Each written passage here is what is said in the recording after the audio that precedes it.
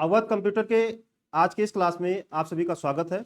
आज के इस क्लास में हम पुनः कंप्यूटर फंडामेंटल के अंतर्गत बात करेंगे कंप्यूटर की विशेषता, कैरेक्टरिस्टिक्स ऑफ कंप्यूटर, और हम बात करेंगे लिमिटेशन ऑफ कंप्यूटर, कंप्यूटर की कमियों के बारे में। साथ ही साथ हम जानेंगे एप्लीकेशन ऑफ कंप्यूटर, कंप्यूटर का प्रयोग किन क्षेत्रों में होता है उनके बारे में हम जानेंगे। पिछले क्लास में हमने आपको बताया था कंप्यूटर का फुल फॉर्म, कंप्यूटर की परिभाषा और डेटा क्या है, इंफॉर्मेशन क्या है, इलेक्ट्रिक क्या है, इलेक्ट्रॉनिक क्या है, और कंप्यूटर के पार्ट्स बताए थे, हार्डवेयर और सॉफ्टवेयर के बारे में बताया था। तो आज हम जानेंगे कंप्यूटर की विशेषता, कैरेक्टरिस्टिक्स ऑफ कंप्यूटर। यहाँ पे हम सबसे पहले जानेंगे प्रोसेसिंग स्पीड के बारे में। कंप्यूटर की जो पहली विशेषता है वो है प्रोसेसिंग स्पीड, कार्य करने की गति। हमारा जो कंप्यूटर है वो बहुत तीव्र गति से कार्य करता है। हमारा कंप्यूटर बहुत तेजी से कार्य करता है। अगर हम तुलना करें मनुष्य से, तो मनुष्य की अपेक्षा कई गुना तेज गणना करता है। जिस गणना को करने में मनुष्य को कई दिन या कई घंटे लग सकते हैं, उस गणना को हमारा कंप्यूटर पलक झपकते कर देता है। उस गणना को हमारा कंप्यूटर पलक झपकते कर देता है। पहले जो कंप्यूटर बनाए गए थे उनका प्राथमिक उद्देश्य था गणना करना। प्राथमिक उद्देश्य क्या था? गणना करना। इसीलिए इसका नाम ही है गणना करने वाला कंप्यूटर। कंप्यूटर मतलब गणना करने वाला। तो ये बड़ी से बड़ी गणनाएं जो है पलक झपकते कर देता था। तो हमारा जो कंप्यूटर है, कंप्यूटर के कार्य करने की गति बहुत तेज है और कैलकुलेशन स्पीड भी जो है मनुष्य की अपेक्षा काफी तेज है। दूसरी विशेषता है एक्यूरेसी, शुद्धता। दूसरी विशेषता क्या है? एक्यूरेसी यानी शुद्धता। हमारा जो कंप्यूटर है वो बहुत ही शुद्ध रिजल्ट देता है। हमारा कंप्यूटर जो रिजल्ट देता है, जो आउटपुट देता है, बहुत ही शुद्ध देता है। लेकिन कब? जब हमारे द्वारा दिया गया इनपुट सही होगा, तब हम जैसा इनपुट देंगे वैसा हमको आउटपुट मिलेगा। तो हमारा कंप्यूटर बहुत ही शुद्ध परिणाम देता है यदि दिया गया जो हमारा डेटा है, इनपुट है, वो सही है तो। अगली जो विशेषता है वो है लॉजिकल प्रोसेसिंग यानी तार्किक गणना। क्या है? तार्किक गणना। देखो, दो तरह की गणनाएं होती हैं, एक आंकिक होता है, ठीक है, और एक होता है तार्किक। एक होता है आंकिक और एक होता है तार्किक। तो आंकिक गणना का तो रिजल्ट शुद्ध देता ही है, साथ साथ ये जो लॉजिकल प्रोसेसिंग होती है, लॉजिकल गणनाएं होती हैं, उनका भी रिजल्ट ये बहुत ही शुद्ध देता है। अब लॉजिकल प्रोसेसिंग होती क्या है? जैसे मान लीजिए आप एक स्कूल में काम कर रहे हैं और वहां पे आपको जो है मार्कशीट बनाना है, बच्चों का मार्कशीट बनाना है। तो मार्कशीट बनाते हैं तो उसमें जो है हमको टोटल करना होता है, सारे सब्जेक्ट का टोटल करते हैं। ठीक, टोटल कर रहे हैं तो मतलब क्या है? वो आंकिक गणना है, कंप्यूटर हमारा करेगा ही। फिर हम उसमें क्या करते हैं? परसेंटेज निकालते हैं, परसेंटेज भी हमारा आंकिक हो गया। फिर जो है उसमें डिवीजन निकालना होता है। क्या निकालना होता है? डिवीजन। तो जो डिवीजन है, डिवीजन आपका है तार्किक, लॉजिकल। ये लॉजिक कैलकुलेशन क्यों है, कैसे है? जब हम डिवीजन निकालते हैं तो डिवीजन हम निकालते हैं परसेंटेज पे। किस पे निकालते हैं? परसेंटेज पे। हम वहां पे कंडीशन देते हैं। हम क्या देते हैं? कंडीशन देते हैं कि यदि स्टूडेंट का परसेंटेज 60 या 60 से ऊपर है, कंडीशन कई सारी कंडीशन होती हैं, तो हम कहते हैं यदि स्टूडेंट का परसेंटेज 60 या 60 से ऊपर है तो इसको दिखा देना है क्या? फर्स्ट दिखा देना है। क्या दिखा देना है? फर्स्ट। तो पहला हमारा जो कंडीशन है वो ये देखना है कि यदि स्टूडेंट का जो परसेंटेज आया है, ठीक है, टोटल करने के बाद, वो अगर 60 या 60 से ऊपर है तो इसमें फर्स्ट आ जाए। अगर ये स्टेटमेंट हमारा, ये कंडीशन हमारा ट्रू हो गया, तब तो वहां पे क्या होगा? फर्स्ट आ जाएगा। अगर उसको फर्स्ट मतलब 60 से ऊपर मिलता है तब तो वो फर्स्ट दिखा देगा। अगर ना मिले तो क्या करें? फिर हम कहते हैं अगर ये कंडीशन ट्रू नहीं होती है तो फिर से चेक करो, और यदि स्टूडेंट का रिजल्ट 45 से ऊपर है तो उसको सेकंड दिखा दो। क्या दिखा दो? सेकंड दिखा दो। फिर हमारा कंप्यूटर चेक करता है, अगर 45 से ऊपर मिल जाता है तो उसको सेकंड कर देता है, नहीं है तो क्या करें? फिर कहते हैं अगर 45 मतलब हमारा ये भी कंडीशन ट्रू नहीं होता है, ये भी मैच नहीं करता है, तो फिर से चेक करो, और यदि स्टूडेंट का रिजल्ट जो परसेंटेज है 33 या 33 से ऊपर है तो उसको थर्ड दिखा दो। हमारा कंप्यूटर चेक करता है, अगर कंडीशन ट्रू होती है तो वो दिखा देता है थर्ड, अगर नहीं होता है तो लास्ट में हम, क्योंकि इसके आगे और स्टेटमेंट नहीं देना चाहते हैं, हम कहते हैं कि अगर ये भी कंडीशन ना ट्रू हो, ये भी मैच ना करे, तो लास्ट में इसको फेल दिखा दो। क्या दिखा दो? फेल दिखा दो। तो ये जो गणनाएं हैं ये जो लॉजिकल प्रोसेसिंग है, अगर 2-4 स्टूडेंट का देखना हो तो चलो हम वैसे देख लेंगे कि इनका 45 से ऊपर है, इनका 60 से ऊपर है, चलो हम फर्स्ट सेकंड थर्ड कर दें। लेकिन अगर हजारों की संख्या में निकालना हो, हजारों की संख्या में स्टूडेंट हो और उसको आपको निकालना हो, देखना हो, तो बहुत समय लग जाएगा मैनुअली चेक करने में। लेकिन यही काम हमारा कंप्यूटर पलक झपकते कर देता है। यही काम हमारा कंप्यूटर पलक झपकते सेकंडों में ये काम कर देता है। तो ये है लॉजिकल प्रोसेसिंग। लॉजिकल हुआ कि नहीं हुआ? तर्क है कि नहीं है? ठीक है। तो इस तरह की जो गणनाएं हैं हमारा कंप्यूटर बहुत ही शुद्ध जो है रिजल्ट देता है। स्टोरेज, भंडारण, हमारा कंप्यूटर बहुत ज्यादा मात्रा में डेटा को स्टोर भी करता है और प्रोसेसिंग भी करता है। पहले के समय में जो रिकॉर्ड होते थे वो जो है कहीं ना कहीं रजिस्टर में नोट किए जाते थे। लोगों का जो लेखा जोखा होता था कहां पे होता था? रजिस्टर में होता था, फाइलों में होता था। तो फाइलों में जब होता था तो उससे क्या होता था, एक तो बहुत ज्यादा जो है जगह लेते थे फाइलें। देखो बहुत पुराने समय में बहुत सारी ऑफिसें हैं जहां पे केवल वहां पे रजिस्टर ही रजिस्टर रखे हैं। अब मान लीजिए कोई 10 साल पहले का डेटा निकालना हो तो कितना मुश्किल काम है। वहां भी फिलहाल ऑफिस में मैनेजमेंट होता है फाइलों का कि कौन सी फाइल किस सन की किस कमरे में है, किस कमरे के किस दराज में है, किस दराज के किस रजिस्टर में है, किस रजिस्टर के किस पन्ने पर, ये सब पूरा बाकायदा होता है। लेकिन अगर उसको निकालना हो तो कहीं ना कहीं समय लगेगा। वही जो डेटा है अब कंप्यूटर में हो गया है, तो कंप्यूटर में पलक झपकते उस डेटा को हम निकाल सकते हैं। यहां पे एक हमको कमांड मिलता है कंट्रोल F फाइंड का। हम फाइंड डायलॉग बॉक्स के द्वारा नाम लिखेंगे और वो डेटा हमारे सामने आ जाएगा। तो ये जो है खूबी है, ये विशेषता है आपके कंप्यूटर की। तो ये बहुत अधिक मात्रा में डेटा को स्टोर करता है और प्रोसेसिंग करता है। अगली जो विशेषता है वो प्लग एंड प्ले। क्या है? प्लग एंड प्ले है। प्लग एंड प्ले का मतलब हुआ कि इसमें हम कोई डिवाइस से लगाते हैं तो ये स्वतः चालू कर लेता है, उसको डिटेक्ट करता है, वो डिवाइस स्वतः जो है चालू हो जाती है। जैसे आप कोई भी कीबोर्ड और माउस लेकर आओ अपने कंप्यूटर में लगाओ, वो डिवाइस स्वतः चालू हो जाएगी। पेन ड्राइव लगाओ, वो उसको डिटेक्ट कर लेता है। लेकिन कुछ ऐसे भी डिवाइस हैं जिसको ये डिटेक्ट नहीं कर पाता, उन डिवाइसों को डिटेक्ट कर लेता है, प्लग एंड प्ले करता है, जिसका सॉफ्टवेयर ऑलरेडी इसमें पड़ा होता है। और जिस डिवाइस का सॉफ्टवेयर इस सिस्टम में पहले से नहीं है उसको ये डिटेक्ट नहीं करता है और उसको रिकॉग्नाइज नहीं करता है। जैसे प्रिंटर है, तो प्रिंटर सभी प्रिंटर को रिकॉग्नाइज नहीं कर पाता, उसके लिए इसमें सॉफ्टवेयर अलग से डालने की जरूरत होती है, ड्राइवर जिसको कहते हैं, डिवाइस ड्राइवर। जब वो पड़ जाता है तो ये समझ पाता है कि ये कौन सी डिवाइस हमसे अटैच हुई है और इस पर हमको क्या काम करना है। तो फिलहाल ज्यादातर डिवाइसें जो होती है प्लग एंड प्ले होती है और ये आसानी से उसको डिटेक्ट कर लेता है। अगली जो विशेषता है डिलीजेंस है, कार्यक्षमता है, और ये आपके कंप्यूटर की सबसे बड़ी विशेषता है। ये आपके कंप्यूटर सिस्टम की सबसे बड़ी विशेषता है। बड़ी विशेषता क्या है? देखो, कंप्यूटर निरंतर बिना थके कोई कार्य कर सकता है। कंप्यूटर निरंतर लगातार बिना थके हुए कोई कार्य कर सकता है। इसे किसी भी प्रकार की थकावट अथवा कमजोरी नहीं होती। इसे किसी प्रकार की थकावट अथवा कमजोरी नहीं होती है। जैसा कि मनुष्य में क्या है कि मनुष्य से अगर ज्यादा काम लिया जाए, अगर मान लो 8 घंटे की ड्यूटी करता है और उससे 10 घंटे का काम लिया जाए तो कहीं ना कहीं मनुष्य जो है थक जाता है। थक जाता है कि नहीं थक जाता है? तो थक जाएगा तो वो काम करने की जो स्पीड है उसकी स्लो हो जाएगी। लेकिन कंप्यूटर आपका 24 घंटे कार्य करता रहता है, 24 घंटे कार्य करता रहता है। इसे किसी प्रकार की थकावट अथवा कमजोरी नहीं होती है।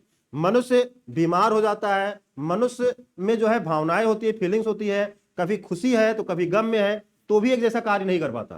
ये कर पाता है, लेकिन हमारे कंप्यूटर में कोई फीलिंग नहीं है, कोई भावना नहीं है, तो ये जो है हमेशा एक जैसा कार्य करता रहता है। तो ये इसकी सबसे बड़ी विशेषता है, कार्य क्षमता। वर्सटाइलिटी, बहुमुखी। हमारा जो कंप्यूटर है बहुमुखी है, बहुमुखी प्रतिभा का धनी है। कैसे है? देखो, इसी कंप्यूटर का प्रयोग हम म्यूजिक सुनने के लिए करते हैं, संगीत सुनने के लिए करते हैं। इसी कंप्यूटर का प्रयोग हम पिक्चर देखने के लिए करते हैं। इसी कंप्यूटर का प्रयोग हम गणना करने के लिए करते हैं। इसी कंप्यूटर का प्रयोग हम घर का नक्शा तैयार करने के लिए करते हैं। इसी कंप्यूटर का प्रयोग हम पढ़ाई में करते हैं। इसी कंप्यूटर का प्रयोग हम हॉस्पिटल में करते हैं। इसी कंप्यूटर का प्रयोग हम दुकानों में करते हैं। इसी कंप्यूटर का प्रयोग रेलवे हवाई जहाज में किया जाता है। ठीक है, हर एक विभाग में कंप्यूटर का प्रयोग किया जा रहा है। तो हमारा कंप्यूटर क्या है? बहुमुखी है। कंप्यूटर क्या है? बहुमुखी है।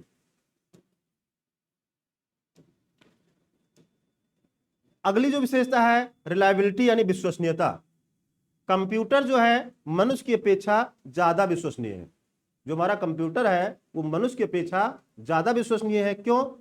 क्योंकि इसमें गलती की संभावना नहीं होती, गलती की संभावना नहीं होती। ये खुद से कोई गलती नहीं करता। गलती तब होती है या गलत आउटपुट आपको तब देगा जब हमारे द्वारा दिया गया डेटा गलत होगा, तो हमारे द्वारा दिया गया इनपुट गलत होगा। तो ये हमेशा एग्जैक्ट यानी शुद्ध रिजल्ट प्रदान करता है। तो ये थी विशेषताएं। ये क्या है? कंप्यूटर की विशेषताएं हैं। अब हम जानेंगे कंप्यूटर की कमियों के बारे में। कंप्यूटर की कमियों के बारे में, लिमिटेशन ऑफ कंप्यूटर। तो इसकी जो पहली कमी है वो है नो लर्निंग पावर। बहुत सारी विशेषता है कंप्यूटर में, लेकिन बहुत सारी विशेषताओं के साथ साथ इसकी अपनी कुछ कमियां हैं। पहली कमी हमने आपको बताया कि नो लर्निंग पावर, मतलब इसके पास सीखने की क्षमता नहीं है। कंप्यूटर के पास सीखने की क्षमता नहीं है। प्रत्येक समय जब हम उसी टास्क पर कार्य करते हैं तो कंप्यूटर को पूरा निर्देश देना पड़ता है कि क्या करना और कैसे करना है। जैसे मनुष्य को कोई चीज बता दिया जाए तो दोबारा वो काम कर सकता है कि नहीं कर सकता है। लेकिन कंप्यूटर में यह कमी है कि प्रत्येक बार जब हम उसी टास्क पर कार्य करते हैं तो हमको बार बार उस निर्देश को देना पड़ता है कि क्या करना है और कैसे करना है। कंप्यूटर पिछले टास्क को याद नहीं रख पाता है, जैसा कि मनुष्य है पिछले टास्क को याद रखता है, ये जो है याद नहीं रख पाता। तो ये इसकी कमी है। दूसरी कमी क्या है? No decision making. खुद से कोई निर्णय नहीं ले सकता, खुद से कोई निर्णय नहीं ले सकता। तो कंप्यूटर में मनुष्य की तरह निर्णय लेने की क्षमता का अभाव होता है। जैसे मनुष्य जो है खुद से निर्णय कर सकता है कि क्या करना है क्या नहीं करना है, क्या सही है क्या गलत है, हमको ये काम करना चाहिए या नहीं करना चाहिए। लेकिन कंप्यूटर में जो है निर्णय लेने की क्षमता का अभाव होता है। ये खुद से कोई निर्णय नहीं लेता, हम जैसा इसको निर्देश देते हैं वैसा ही ये काम करता है। तो कंप्यूटर तब तक कोई निर्णय नहीं ले सकता जब तक हम उससे कोई निर्देश ना दें या निर्देशित ना करें। समझ में आया? अगली जो कमी है इसकी वो है नो सेल्फ इंटेलिजेंस, यानी इसकी अपनी कोई बुद्धिमत्ता नहीं है। कंप्यूटर की अपनी कोई बुद्धिमत्ता नहीं है। कंप्यूटर की सहायता से हम सारे कार्य कर सकते हैं, लेकिन कंप्यूटर का खुद का अपना कोई दिमाग नहीं होता। दिमाग होता है लेकिन वो क्या है? कृत्रिम बुद्धि है इसके पास, आर्टिफिशियल इंटेलिजेंस इसके पास, एआई है। क्या है? एआई आर्टिफिशियल इंटेलिजेंस है, कृत्रिम बुद्धि है, बनावटी बुद्धि है। ठीक, तो ये अपने आप से कोई निर्णय नहीं ले सकता, खुद से कुछ कोई कार्य नहीं करता। प्रत्येक बार हमको जो है निर्देश देना पड़ता है। लैक ऑफ कॉमन सेंस यानी मस्तिष्क की कमी, यानी कंप्यूटर का कोई अपना दिमाग नहीं होता, ये हमारे द्वारा दिए गए निर्देशों का पालन करता है। तो इतना समझ में आया आपको? कंप्यूटर की विशेषता, कंप्यूटर की कमियां। अब हम आपसे पूछेंगे, कंप्यूटर की बहुत सारी विशेषता है और विशेषता होने के कारण ही लोग कंप्यूटर का इस्तेमाल हर एक क्षेत्र में करते हैं, लेकिन बहुत सारी विशेषताओं के साथ साथ, बहुत सारे फायदों के साथ साथ कंप्यूटर के कुछ नुकसान हैं। तो इसमें से कौन बताएगा कंप्यूटर के नुकसान? कमियां अलग है, हम यहां पे कंप्यूटर की अपनी कमी बताए हैं, कंप्यूटर की खुद की कमी क्या है, लेकिन कंप्यूटर के आने से जो है क्या नुकसान हुआ है उसके बारे में हम जानना चाहते हैं। हमने उसको यहां पे दिया नहीं है, लिखा नहीं है, हम वैसे जानेंगे। कौन बताएगा? आयुष बताइए, कंप्यूटर के आने से क्या नुकसान है, कंप्यूटर का क्या नुकसान है?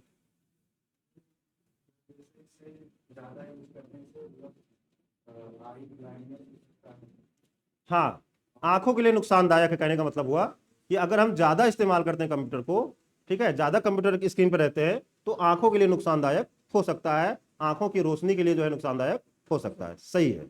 और कोई कमी?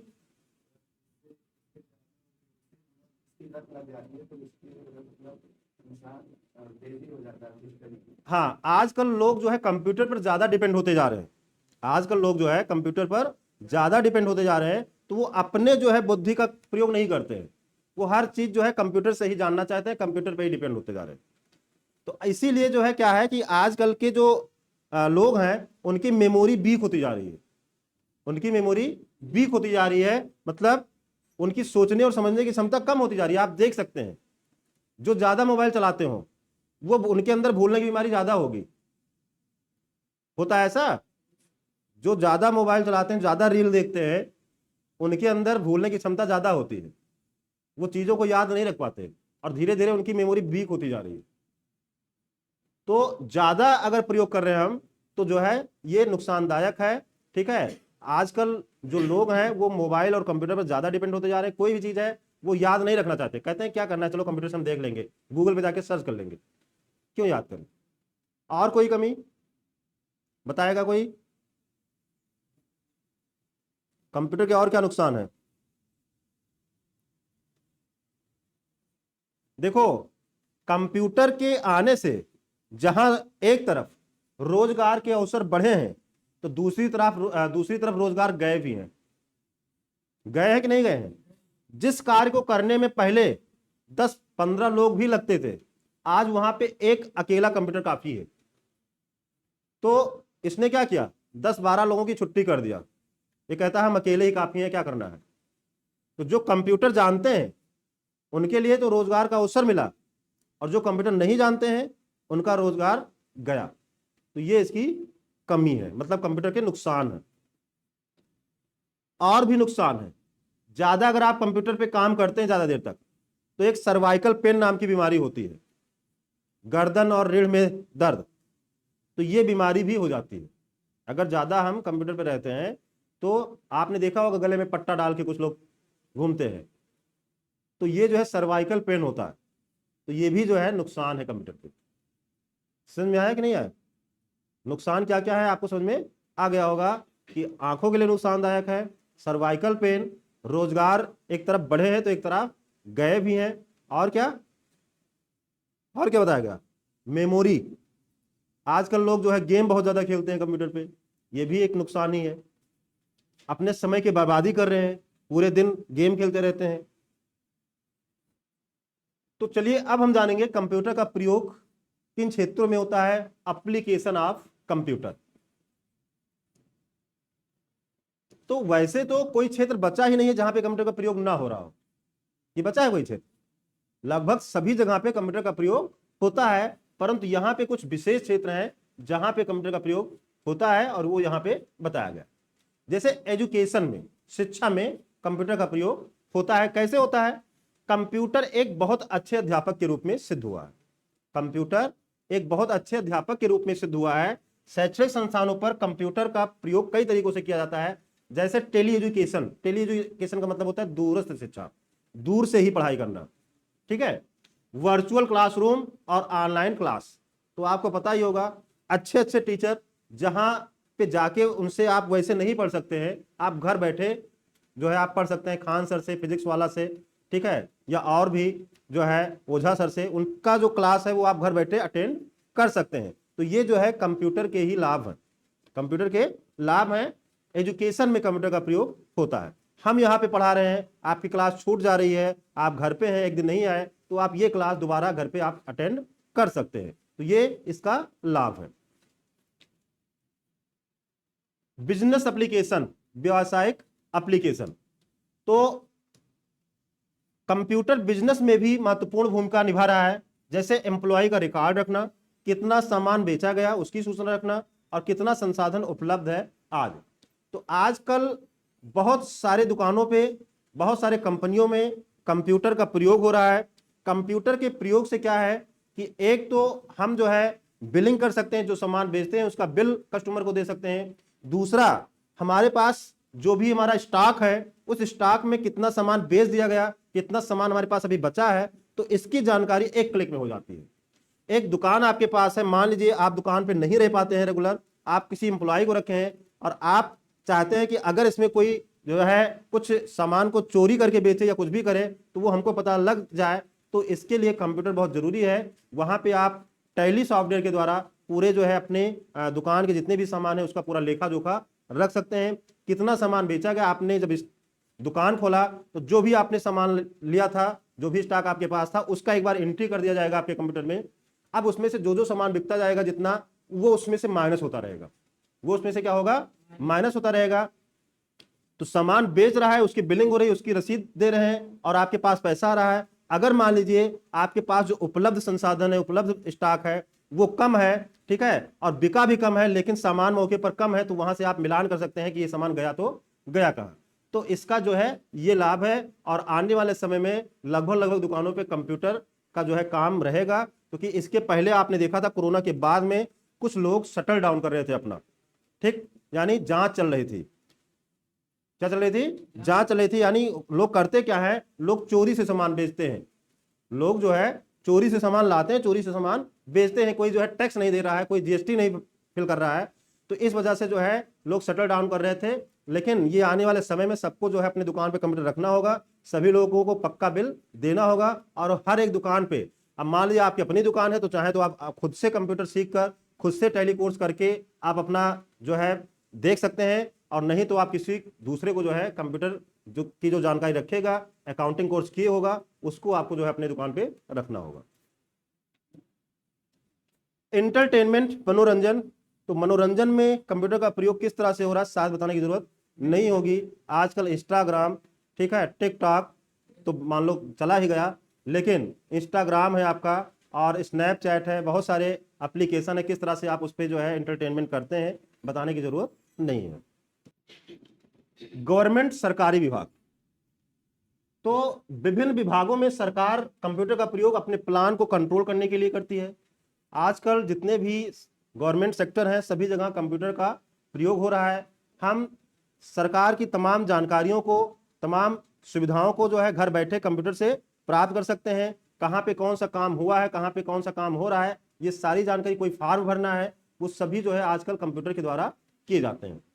हेल्थ के क्षेत्र में कंप्यूटर इस क्षेत्र में भी अपनी महत्वपूर्ण भूमिका या निर्णायक भूमिका निभा रहा है। जैसे स्कैनिंग हो गया, एक्सरे हो गया, टेलीमेडिसिन हो गया, पेशेंट की मॉनिटरिंग हो गई, पेशेंट का रिकॉर्ड, डायग्नोसिस आदि कंप्यूटर की सहायता से ही संभव होते हैं। बैंक, कंप्यूटर का प्रयोग बैंक में भी किया जाता है। जैसे कस्टमर के अकाउंट का रिकॉर्ड रखने के लिए, कंप्यूटर में कस्टमर की सर्विस बढ़ाने के लिए, जैसे अकाउंट स्टेटस चेक करने के लिए और पैसा ट्रांसफर करने के लिए, आज तरह से जो है कंप्यूटर का प्रयोग बैंकों में होता है। तो आज की क्लास में हमने आपको कंप्यूटर की विशेषता, कंप्यूटर की कमियां, कंप्यूटर के नुकसान और कंप्यूटर का प्रयोग किन क्षेत्रों में होता है, ये हमने आपको बताया है। आशा करते हैं कि क्लास आपको अच्छी लगी होगी। अच्छी लगी है कि नहीं लगी है? तो इसमें कुछ क्वेश्चन भी है। अच्छा, एक क्वेश्चन पूछा जाता है कि कंप्यूटर का आईक्यू लेवल कितना होता है। तो कंप्यूटर का जो आईक्यू है वो 0 है। क्यों? क्योंकि ये हमारी सहायता से सब कुछ करता है, हमारी सहायता से सब कुछ करता है, अपना इसका अपना कोई दिमाग नहीं होता। तो यहाँ पे कुछ क्वेश्चन भी हैं। कंप्यूटर की 5 विशेषताएं, जो कि अभी हमने आपको कई सारी विशेषताएं बताई है। कंप्यूटर की 3 कमी, कंप्यूटर की विशेषता, डिलीजेंस से क्या मतलब है, हेल्थ के क्षेत्र में कंप्यूटर का प्रयोग किस लिए होता है, और कंप्यूटर की बुद्धिमत्ता स्तर कितनी है। तो आज की क्लास में इतना है, इतना ही। मिलते हैं नई क्लास में, तब तक के लिए जय हिंद, जय भारत।